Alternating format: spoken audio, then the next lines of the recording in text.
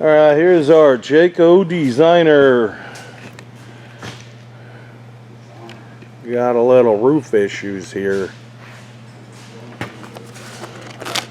Quiet on the set. I'm doing some Spielberg recordings here, if I can say that.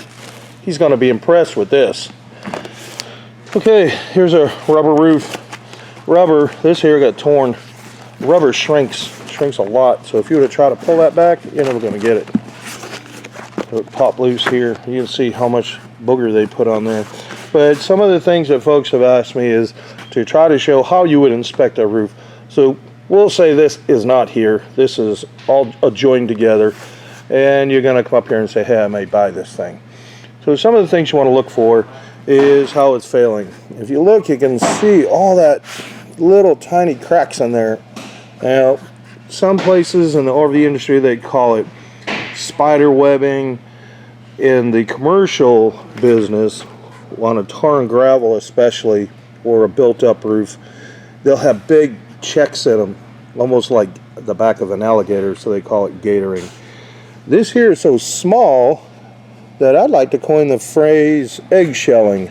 Yeah, see how small they are? It's like when you have a hard-boiled egg, and you're going to crack the egg, get the shell off. That's what it looks like. So you can see how bad that is, plus the color. And also this thing oxidizes real well. So that's just the nature of rubber, you know.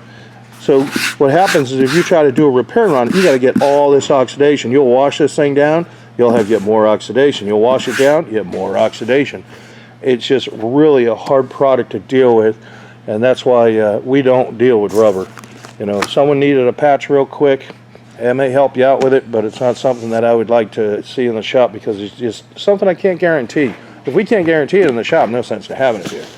So underneath here, this shoulder, you can see this metal right here. That's the metal shoulder that comes around. And then you can kind of see there's really not even, I could probably peel some of this out of here. There you go. See, it's not fastened down all that well. There isn't anything in here. There should be at least a couple more in there. So, but there's nothing on here protecting this edge, and you can clearly see that right along here. So that would be an indicator to me. Again, we're going on the premise that we're doing an inspection to buy this thing. So I've already looked at the roof. I'm seeing all this little eggshelling. I don't like that. Look at how much caulking has been smeared all over this. That is a lot of caulking. That would kind of tell me they've had some issues with it. You can see how much caulking is all slobbered on here. That's a lot of caulking. And then you want to see, I mean, you can tell there's layers been put on here, and you can see like right in this area here, that looks like it's potentially a leak. So then what the RV industry wants you to do is just keep putting more on, more on, more on. It doesn't work. It's really, the only good thing I could say about Jayco is in the way they've done their marketing. They have really gotten people to believe that this is what you need to do an RV, and it's absolutely wrong. All they did was just convince some people to buy a inferior product and to keep buying it.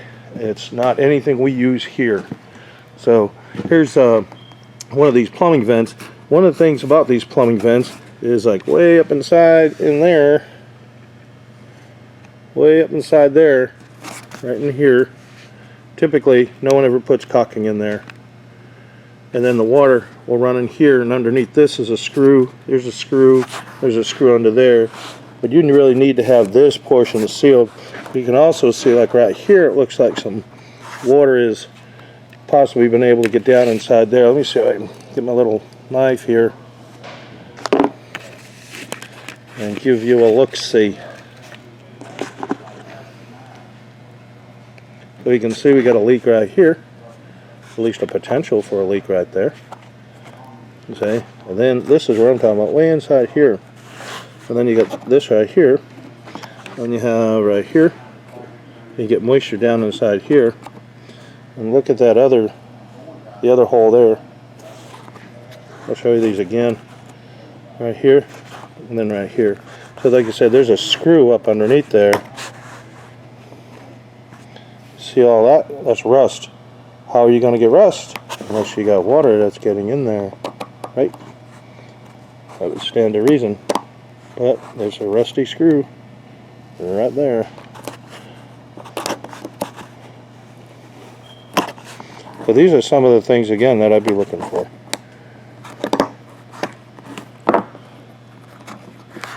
Okay, so you know water's been getting in there. Like I said, typically it'll get down up underneath this. Here's the leg. It's just the leg of it right here. I don't really like these caps. We don't install these caps. Yeah, and do all this.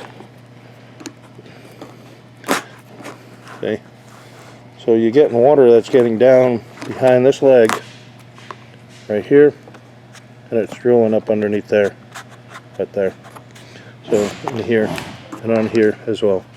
So look at these other vents. You can see how much they've slobbered on these. That is a lot of slobber right on there.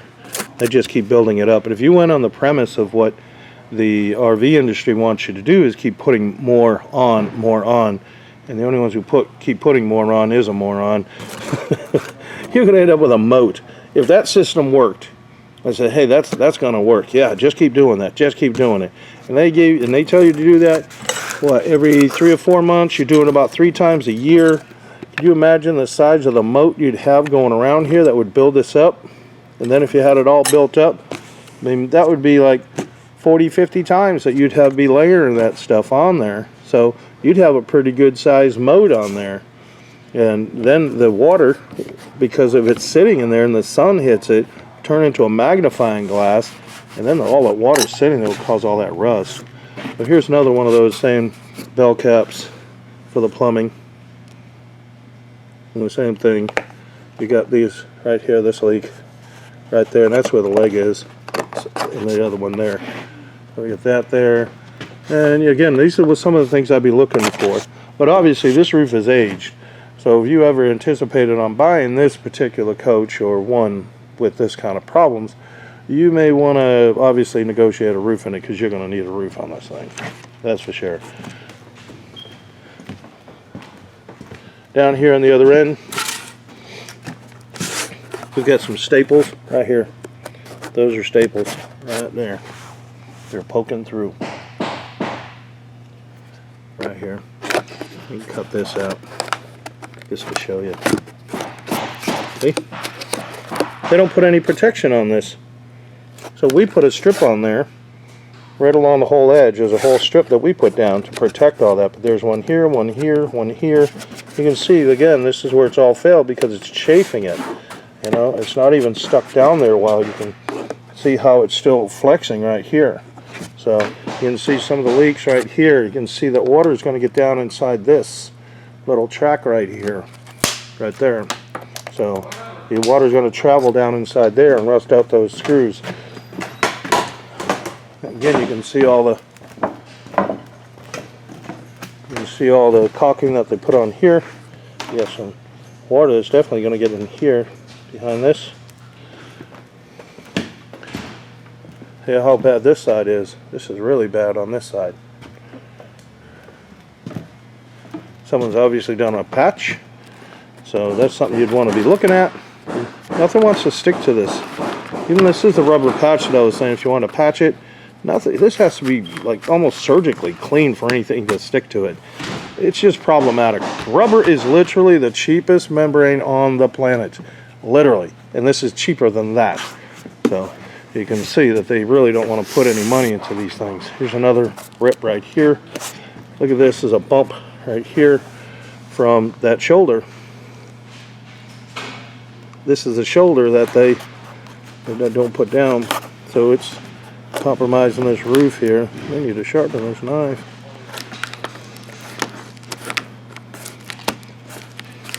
There's your shoulder.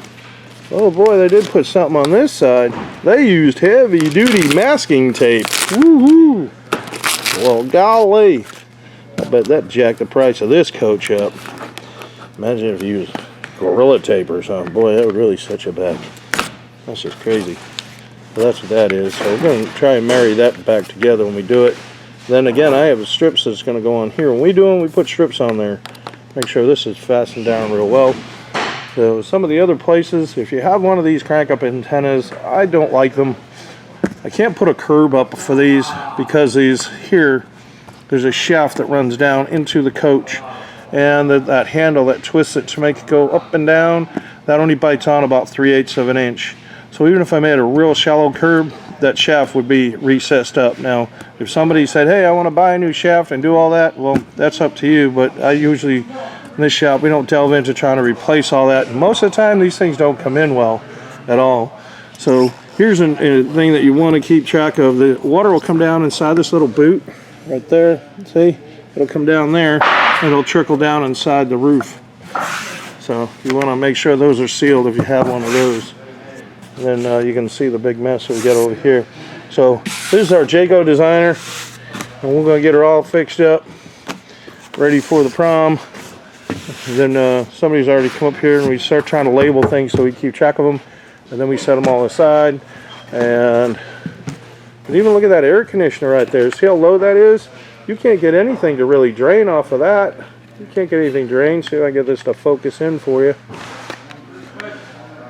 But you can see right there, it's going to be the air conditioner won't have enough to drain. All this water coming down on the angle of this thing, of this roof here, coming down, it'll hit right in there in that foam gasket. So that's something you would, when you get it elevated, it'll hit the curb and then it'll deflect out. So, but anyhow, that's our designer. We'll be back with more. What we're doing now is putting a nice clean strike with that little paintbrush. That's the primer going down.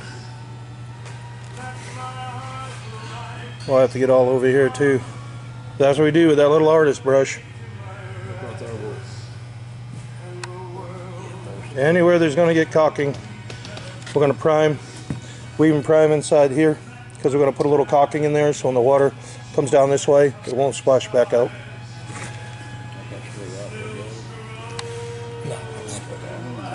Here's our little artist brush. That's Picasso.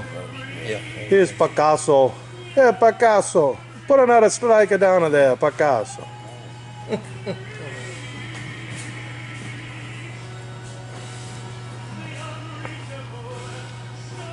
Okay, we have to just put enough that's going to caulking needs, but you don't want too much because it jaundiced out. We don't want to see a terrible yellow streak on there because that's what it'll do. It'll look kind of goldish. Okay, so we got our first strike on there, and then we fill the right there so when the water comes out of the gutter it won't splash out. Look at that. Then if you look down, you can still see that little bit of primer there. See it? That's the next layer is going to reach that. So we get a nice clean bead all the way down there. That's what we're working on. It's our designer, Jayco.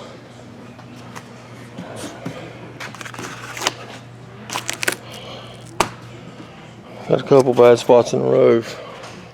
We haven't took it apart yet. We're going to do that here shortly.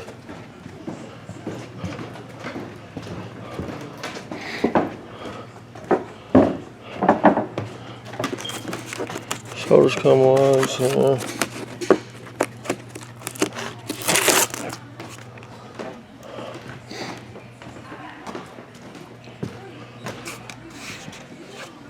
We've got the turn bar off. We just started on this thing, but we're gonna get it tore off. Got a little bit of discoloration where we've been leaking. We'll get it tore off and we'll get back with you. Our Jayco designer updates. This is what we got so far. Got the roof cleared off. Deck looks fairly decent on this. Got to get the vents out of there. And got a little bit of issue right here, which we're going to investigate. You can see it right there. We'll figure that out and see what's causing that. Like I said, we still got to get the rest of the components. We just tore the roof up. I like to take just the roofing up when we get them. Take the roofing right up, so then we can see what's going on, what it may need, so we can either get it dried out, or it gives us a chance to kind of assess what the damages are. But on the outside of that little burp that I just showed you right there, that's all I can see. We'll go around the other side. That's what makes it real comfortable to work on these scaffolds and everything. I don't see how these other guys I've seen up on YouTube working off of step ladders and 2x6s. That is too much. It'll wear you out. It just looks like one is raised up higher than the other just because of the transition. So like this one segment of the roof that slopes that way, and then this other one that goes this way, and then it kind of drops down just a little bit. But this transition was not at the right plane when they didn't make their adjustment. All the trusses are all the same, which coming up to this graduation up on here, it should have been a little different at the factory, but they're not going to do all that. So that's kind of why it's probably sitting that way.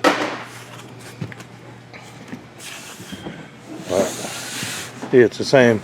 Looks like a very similar scenario right here.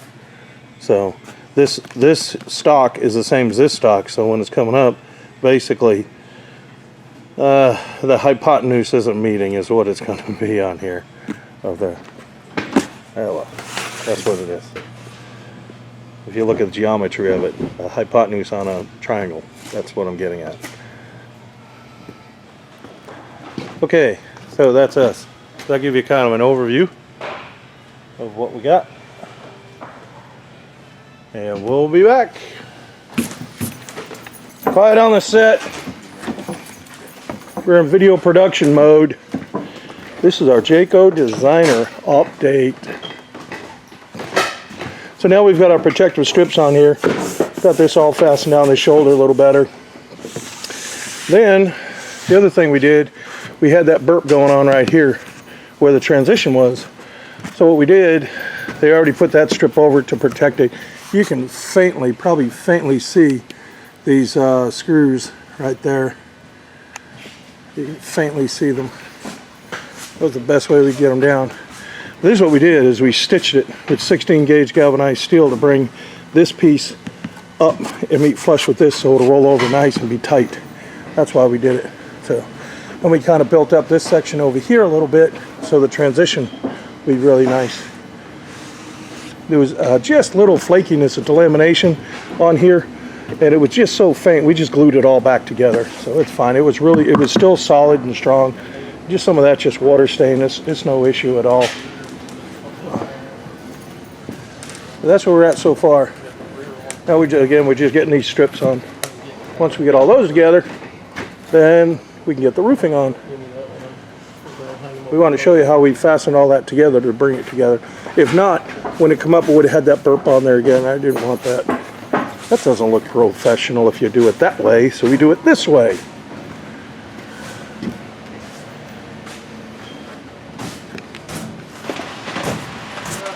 Okay, here's our designer update.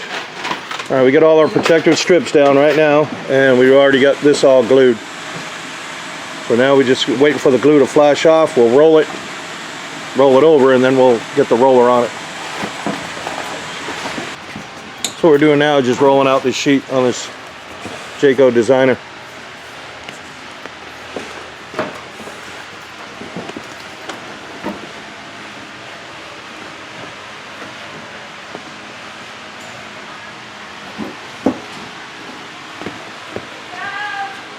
And once we get the roof itself rolled out, then we use that balance roller, and now we're going to just make sure it stays down there with this heavy roller right here. That's like 110 pounds right there.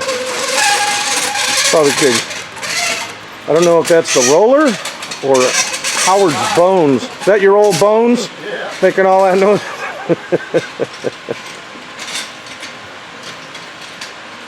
So we just want to make sure that son of a gun gonna stay down. So we got that transition up there to look pretty well.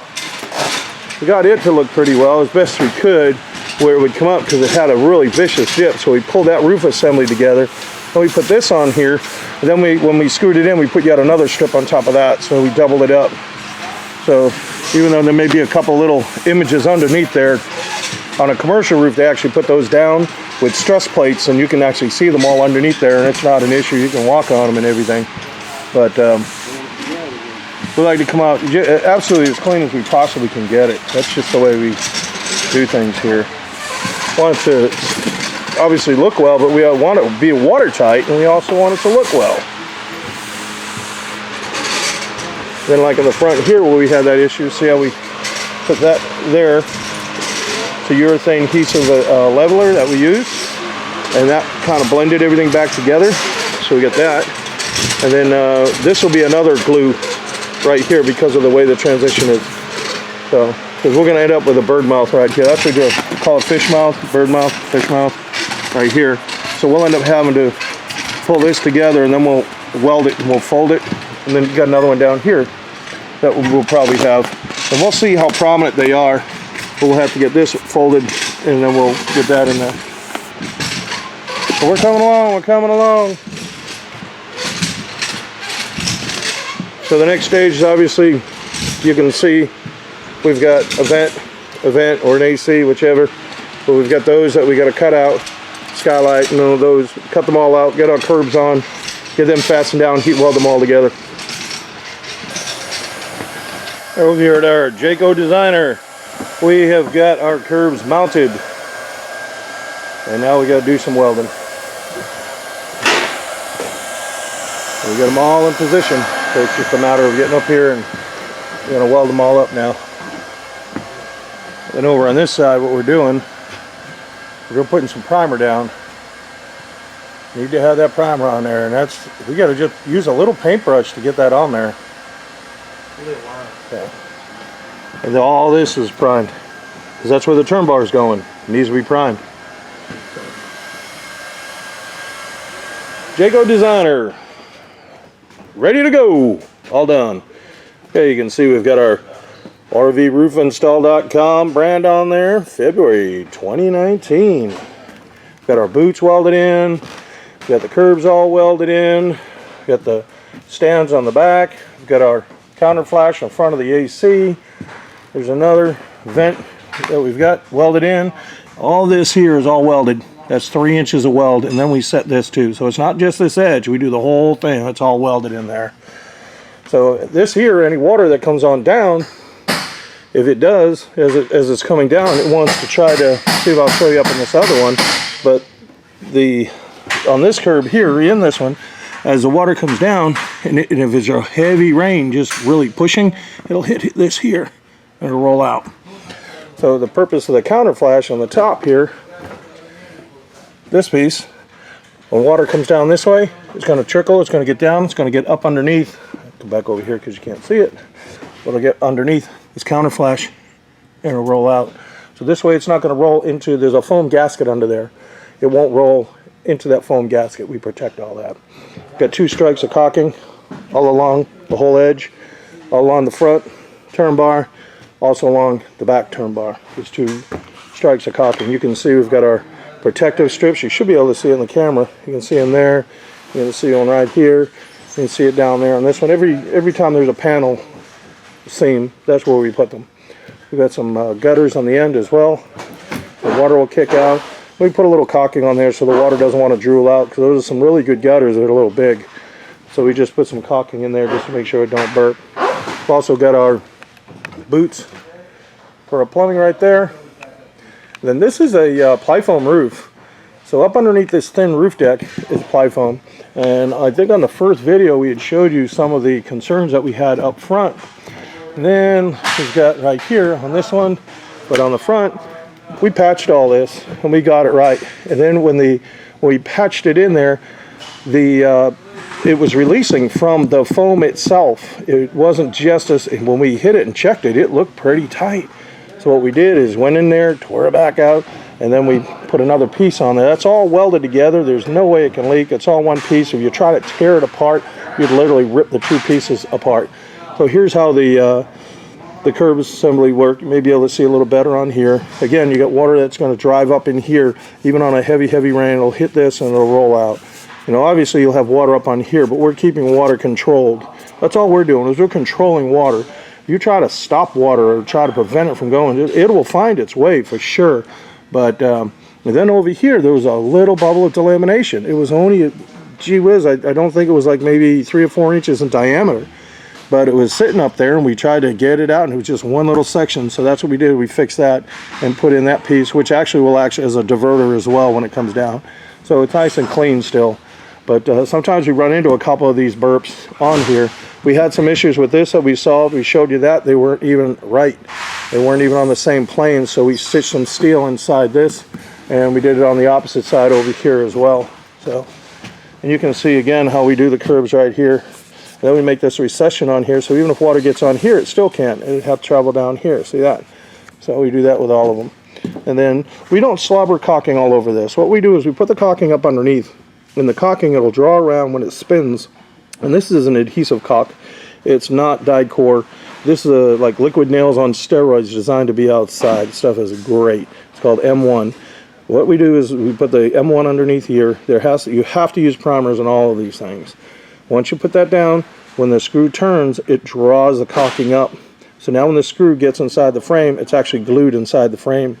Then the balance of that caulking, when it comes up the top, burps, and you can see it just starts to make like a little grommet all around everything. So that's why we use it. And these are weatherhead screws like you'd see on metal roofing, little rubber gaskets up underneath there. So, and again, this is a 3-inch weld right here. It's all welded, all 3 inches of it. So let's go around the other side and take a look over there too, kind of give you an idea. Then we also went around the top here of the awning, went around the top of that awning as well. We would hate for someone to say, hey, I got a leak, and then come back, well, it's not from us, it's from your awning. So we just do it while we're here. We did the backlights, and we also did, and I'll show you this in a minute, we did the front lights as well. So we went around everything to make sure that we're tight. Went around those with Claire is what we use. And these are the boots right here. So I don't know how that's all welded again. I don't know how it's going to leak. Can't leak. You don't have to worry about caulking or anything. These caps just pop up. They're spring loaded. So if you ever even knock one off, you can pop another cap back on there. So that's kind of what this seam looks like, and that's what this looks like over here. It's got that triangle piece that we put in there after we made that repair. We had to re-epoxy it back together, but that was the only one spot. So, but went around the front light as well. Went around the window, top of the window over here, down there, and again on this awning.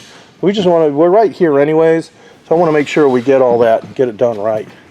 So the material, this is a 60 mil commercial grade GAF's the brand, Everguard. It's a structured membrane, and if you look in here, you'll see these little squares. See the little squares? That's a structured membrane. It gets its strength against hail, against tree branches and things like that. It's got like a little weave in there. I don't know if we can see any whiskers. You may be able to see a couple whiskers on here if I get the camera just right, but there's some whiskers that come out. And that's the mesh in there. It's the fiberglass mesh that's inside there, the reinforcement of the product that they use inside there. So again, this is a 60 mil, and this is all heat welded. So this is just a sample. Now, if you want one of these samples, if you're curious, you go, hey, I want to see it, you want to feel it, touch it, that type of thing, you give us a call, and or even just email us, and we'll be glad to get you a sample out to you. There's our telephone number, 423-475-7663, and you can reach us at rvroofinstall.com. All our contact information is at the foot of the page, but it's real simple. It's just contact us at rvroofinstall.com. And we'll be glad to send you one of these out. I know these roofs are really expensive to do. It takes a lot for us to pull them together and to get everything just right. I just hate to see someone have to pay twice for it. So you can look at some of the videos. If you're looking at this, maybe even on our website or Facebook, we do have a YouTube channel. There's a whole bunch of videos on there. Again, that can be accessed through our website. There's links on there. In our gallery section, there's a lot of videos, maybe 4 or 5, I guess, but obviously more on our YouTube channel. But and then we brand all this back here. So now this coat's going to come back every year for an inspection, and we're going to check it out. If we have any issues whatsoever that we think it's not performing right, then we can get back with GAF and we say, why is this roof not performing the way it should? And when did you put it down? 2019. So we can keep track of it. The other reason we do it is when we're proud of this roof. It come out really good, except for even the couple of burps that were up on the top there. I think it come out looking real well. But we also don't want anybody to take a hit if you go to sell this coach or your coach after we put a roof on it, and you come in my shop and you're spending a few $1,000s at least on these things, and you go to sell it. I don't want someone to talk you down. You're going to say, daggum, I already spent that money. So we offer a transferable warranty for the first 10 years. The roof warranty on this is 20 years. So you'll, again, bring it back to us every year, and we'll be glad to check it out. And really what we're going to be looking for is making sure that the caulking is seated. That's what we're looking for. And obviously we'll check all the welds. You're not going to have any issues. If you get a tree branch that comes through this thing, we'll do a heat weld patch on for you. It won't affect your warranty. We're not like that. When they say, oh, you've got no warranty now, you can bring it back. We'll do a heat weld patch on there for you. It's that easy. So, well, we appreciate you watching. We should have probably burned those off there, but that's what he had on there. We may have to get something to get those off. I think we will. We'll try and see what we can do. Well, thanks for watching. And again, if you have any questions, give us a call.